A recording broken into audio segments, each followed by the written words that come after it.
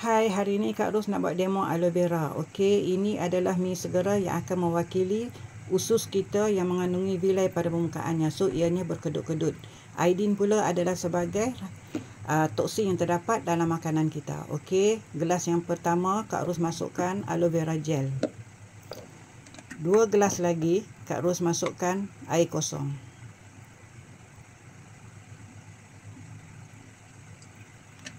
Okey, kita samakan dulu level air kosong ni. Okey, sekarang kita ibaratkan kita mula makan. Katakan hari ni kita ambil nasi goreng dan juga Nescafe. Besok kita makan pula burger dan juga air sirap. Kemudian kita ambil pula buah-buahan dan juga sayuran yang ada racun perosak dan juga adanya baja kimia. Okey, so kita ambil mi segera tadi dan celupkan. So, kita boleh lihat bagaimana toksin melekat kepada mi segera ini. So, kita katakan kita basuh dengan air kosong.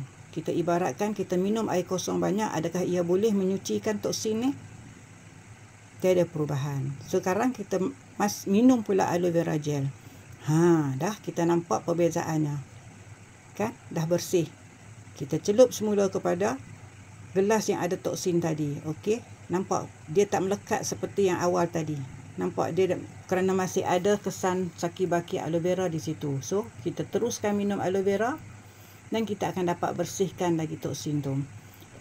So, inilah pentingnya kenapa kita perlu minum aloe vera ini sebagai secara harian untuk membersihkan usus kita. So, kita boleh lihat bagaimana ianya membersihkan saki-baki toksin. Okey, terima kasih kerana menonton video ini.